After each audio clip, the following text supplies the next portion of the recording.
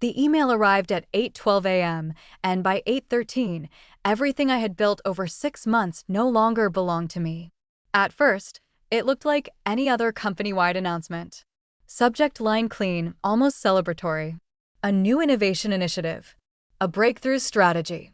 My strategy. But my name was nowhere in sight. Instead, 3 names sat at the top. People I had trusted. People who had sat across from me every day, nodding, asking questions, pretending to understand. Now they were being congratulated for something they didn't create. A slow chill crept through my body as I opened the attachment. Slide after slide, it was all there. My research. My late nights. Even the smallest details I had obsessed over. They hadn't just stolen the idea. They had copied my entire thought process. One detail stopped me cold. A mistake. A tiny calculation error buried deep in the data model. Something only I knew about because I hadn't fixed it yet. And there it was, perfectly preserved in their presentation. They didn't just steal my work. They took it before I was finished. I looked up from my screen, scanning the office floor. Everything felt normal. Too normal. Laughter from the break room. Keyboards clicking. Coffee machines humming. And right in the middle of it, them. Sitting together like nothing had happened. One of them glanced in my direction. Just for a second. Then quickly looked away. That was the moment I knew. This wasn't a misunderstanding. This was planned. My phone buzzed again. Another email. This one more direct. Mandatory meeting at noon. Company-wide presentation of the new strategy. Attendance required. My stomach tightened. They were about to present my work in front of everyone. Leadership. Executives. The same people who had been waiting for me to deliver. And I had nothing to prove it was mine. Or at least, that's what they thought. Because hidden in a place they would never think to look was something they forgot to erase. Something that could destroy them. And I had less than 4 hours to decide whether I was going to use it. By 8:20, the office noise started fading into the background, like everything around me had been pushed underwater. My eyes stayed locked on the screen, replaying every slide in my head. Every chart. Every sentence. Every late-night breakthrough that had felt like a personal victory now sat under someone else's name. But anger wasn't the first thing I felt. It was calculation. If they had taken the project this cleanly, it meant they believed I had no way to fight back. No timestamps. No drafts. No trail. They wouldn't risk something this big unless they were sure the ground beneath them was solid. That meant one thing. Somewhere along the way, they had covered their tracks. I stood up slowly, keeping my expression neutral. No sudden reactions. No confrontation. Not yet. If they were watching me, I couldn't give them anything. The walk to my desk felt longer than usual. Each step heavy, controlled. I sat down, unlocked my system, and opened the folder where everything had started. Empty. Not just missing files. Completely wiped. Subfolders gone. Backup notes gone. Even the rough drafts I never intended to keep were erased like they had never existed. A clean job. Too clean. My heartbeat picked up, not from panic, but from something sharper. They had access. That meant someone had either used my system directly or gotten in remotely. And that narrowed things down more than they probably realized. I opened the system logs. Nothing obvious at first. Standard activity. Routine updates. Background processes ticking like clockwork. But then something small caught my eye. A login timestamp from 2 nights ago. 2:17 a.m. I wasn't in the office that night. I leaned back slightly, pretending to stretch while my eyes scanned across the floor again. Same 3 people. Same casual energy. One of them laughing now a little louder than necessary. Overconfidence. That was their first mistake. The second mistake was assuming I only worked in one place. Because while they had wiped my system clean, they didn't know about the parallel version. The one I built quietly, piece by piece, on a separate drive. A habit I picked up after seeing too many ideas disappear in this company. My hand moved toward my bag under the desk. Slow. Careful. Inside it sat a small, unmarked drive. Nothing flashy. Nothing that would attract attention. But everything that mattered was inside it. Not just the project. Proof. Still, something didn't add up. If they had gone this far, why leave the error in the model? That tiny flaw I had noticed just hours before everything vanished. Unless they didn't know it was there. Or worse, unless they were planning to fix it before the presentation. My eyes snapped back to the clock. 11:12 a.m. Less than an hour left. And suddenly, this wasn't just about proving the idea was mine. It was about beating them to the truth, before they rewrote it completely. 11:13 a.m. Time stopped being a number and turned into pressure.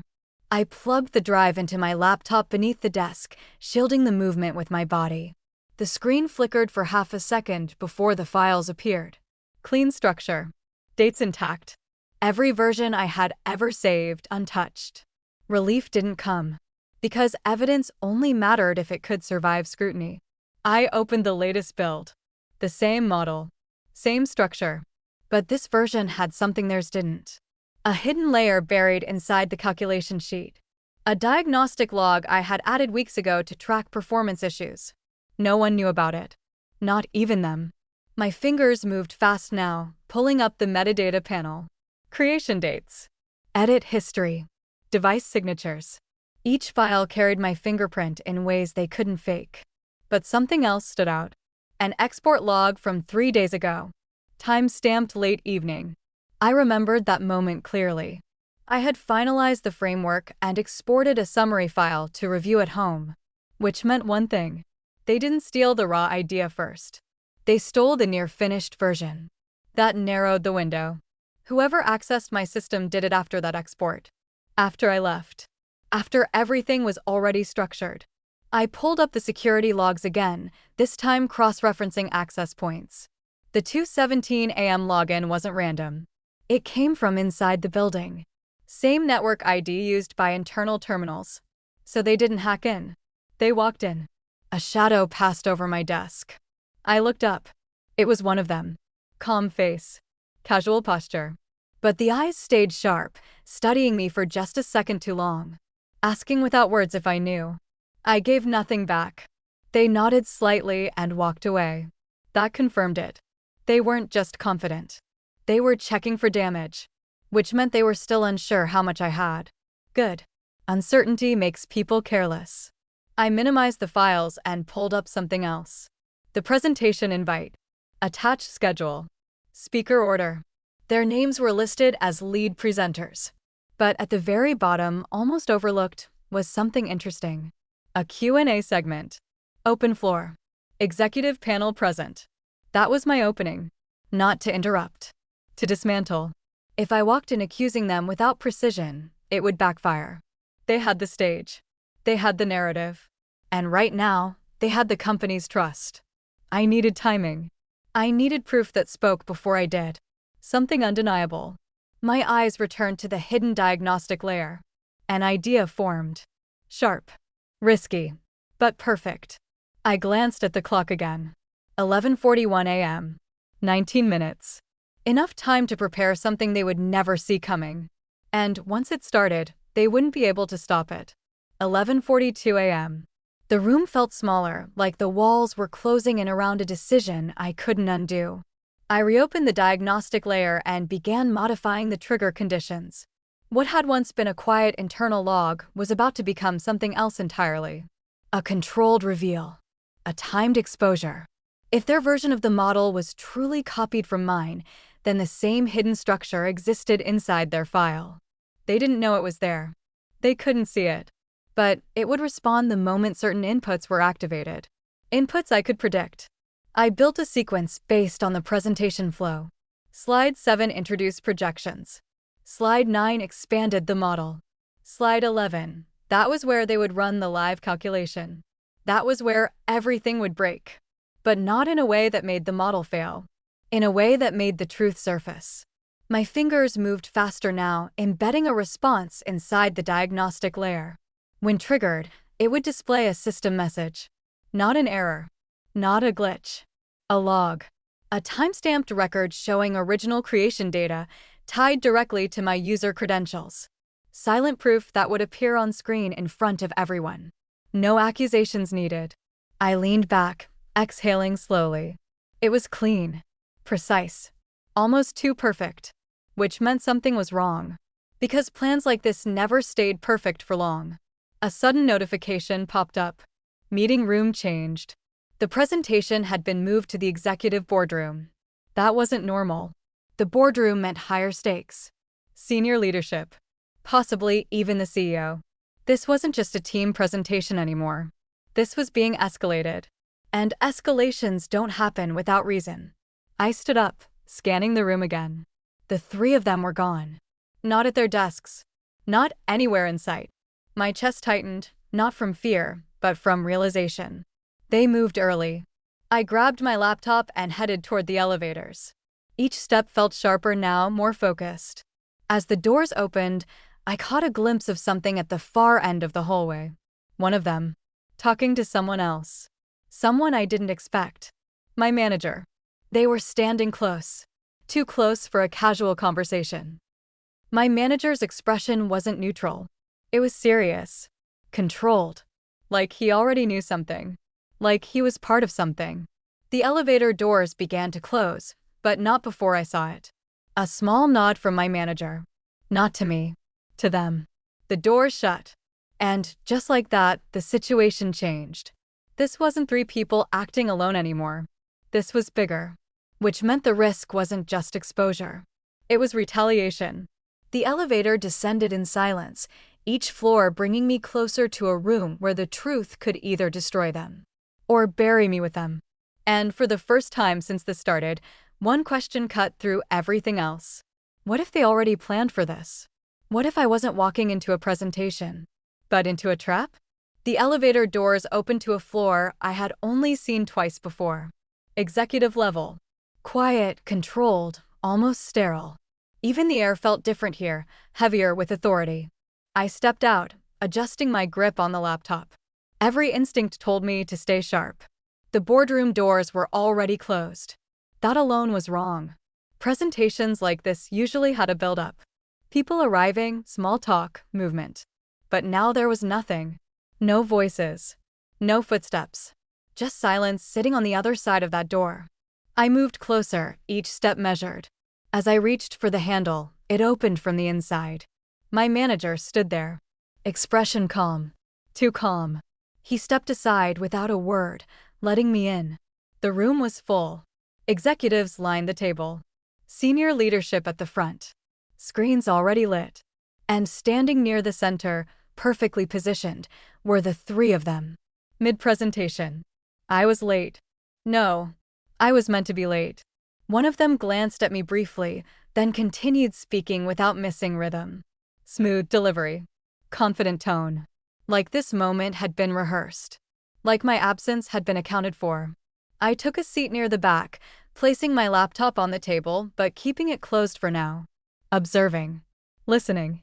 Waiting. Slide after slide, they walked through the structure. My structure. But something felt off. Small changes. Adjustments in language. Certain parts simplified. They weren't just presenting my work. They were reshaping it. Then it hit me. They had removed complexity. The same complexity that contained my hidden layer. My pulse spiked. If they had stripped down the model enough, my trigger might never activate. The reveal I had built could stay buried. Invisible. Useless. Which meant they didn't just steal my work. They studied it. Understood it. Adapted it. The presentation moved forward. Slide 9. Projections. Everything's still aligned. But they skipped a segment. A critical one. The exact point where my model deepened. They jumped ahead. Straight to conclusions. They were avoiding something. Intentionally. My eyes shifted toward my manager. He wasn't watching the screen. He was watching me. Measuring my reaction. Waiting. This wasn't just about presenting the project. This was about controlling the narrative before I had a chance to challenge it. They had cut out the part where I could expose them. Or at least, they thought they had. Because they made one mistake. They kept the live demonstration. And that was something they couldn't fake. One of them stepped forward, preparing to run the model in real time. Hand steady. Voice controlled. Confidence still intact. But now I could see it clearly. They were rushing. Trying to finish before anything unexpected happened. Before I did something, my hand slowly moved to the laptop. This was no longer about timing the perfect reveal. This was about forcing it. Because if I waited any longer, there would be nothing left to expose. The moment their fingers touched the keyboard to start the live demo, I opened my laptop. No hesitation. No second guessing. The screen lit up, reflecting faintly on the polished table. I didn't need to look around to know eyes were shifting. Subtle at first. A glance. A pause. The kind of attention that builds before anyone realizes something is wrong. I connected to the shared display system. Not loudly. Not aggressively. Just enough to be present. On the main screen, their model loaded. Clean interface. Simplified inputs. Exactly how they had reshaped it. One of them began explaining the process, walking the executives through each step like it was second nature. Then came the moment. They entered the final variable and hit run. For half a second, nothing happened. Then the screen flickered. Not a crash. Not an error. Something deeper. A secondary layer surfaced beneath the interface, like a shadow breaking through glass. Lines of data began to appear. Timestamps. System logs. Embedded markers they didn't even know existed. The room went still. The presenter froze mid-sentence. Eyes locked on the screen, confusion cutting through their confidence. Another one stepped closer, trying to navigate it away, clicking rapidly, but the system didn't respond. Because it wasn't broken. It was revealing. The log expanded automatically, highlighting key entries. Creation date. Original file path. User credentials tied to the build. My credentials. Clear. Undeniable. Sitting in front of every executive in that room. A murmur spread across the table. Low voices. Quick exchanges. The kind that signaled something had shifted beyond control. One of them turned toward me. Not angry. Panicked. This wasn't part of their plan. But before I could move, before I could say anything, something else happened. The screen changed again. A new line appeared beneath the logs. Access record detected. Timestamp, 2:17 a.m. Location, internal terminal. User ID, partially hidden. My breath caught. That wasn't supposed to show. I hadn't programmed that. The room leaned in, attention tightening around the screen. The system was pulling deeper data now. Digging past what I had built. Another line surfaced. Authorization override. Admin level access. And then the name began to resolve. Slowly. Letter by letter. I turned toward my manager. He was already looking at the screen. But this time, his expression wasn't controlled. It was exposed. Because the name completing on that screen was his. And, just like that, everything changed again. This was no longer about stolen credit. This was about something far bigger than I had imagined. Something that had been hiding above me the entire time. And now, it was starting to collapse. Silence hit the room like impact. Not confusion. Not noise. Just a sharp, controlled stillness that only happens when power realizes it has been exposed. Every eye shifted from the screen to my manager. He didn't react immediately. No panic. No denial. Just a slow inhale, like he was buying time inside his own mind. Calculating angles. Measuring consequences. That alone said everything. One of the executives leaned forward, voice low but cutting. Asked a direct question about the access log. No accusations yet. Just clarity. My manager stepped forward. Calm returned to his face, almost unnatural in its precision. He began to speak, explaining the override as part of a late-night review. Framed it as urgency. Claimed he accessed the system to prepare the project for executive visibility. Clean explanation. Too clean. Because it didn't address the real problem. Why the files were erased. Why the credit was reassigned. Why 3 employees were presenting work they didn't build. Before he could continue, the screen shifted again. Another layer surfaced. Not logs this time. Messages. Internal communication pulled from the same access window. My pulse tightened. This was beyond what I triggered. A message thread expanded across the display. Names aligned along the side. My manager. The 3 presenters. Timestamps matched the same night. 2:19 a.m. 2 minutes after the system login. The first message appeared. Short. Direct. Instructional. Remove original files. The room changed instantly. The next message loaded beneath it. Transfer ownership to new group. Prepare for morning submission. Every word landed heavier than the last.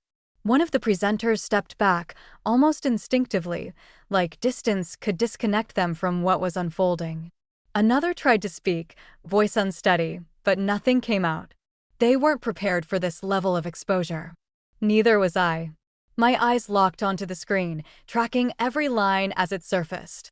Each message stripping away whatever control they thought they had. Then came the final one. The message that shifted everything again. Approved by upper management. For a second, no one moved. Because that line didn't just implicate them. It pointed higher. The executives at the table exchanged looks. Silent communication. Fast decisions forming behind controlled expressions. This wasn't a contained incident anymore. This was structural. My manager's composure cracked. Just slightly. But enough. His eyes moved, not toward the screen, not toward the executives, but toward the door. Exit. Escape. Or something worse. Before anyone could react, he turned. Fast. Too fast for someone with nothing to hide. Security moved almost instantly, blocking his path before he reached the handle. The tension snapped tight across the room. Controlled. Contained. But no longer quiet. And in the middle of it all, I sat there, realizing something that hadn't fully hit me until now. I hadn't just exposed a theft. I had uncovered a system. One that was bigger, deeper, and far more dangerous than 3 colleagues taking credit for a project. Because if this reached upper management, then someone above this room already knew. And that meant this wasn't the end of anything. This was just the beginning. No one spoke for several seconds, but decisions were already being made. You could feel it.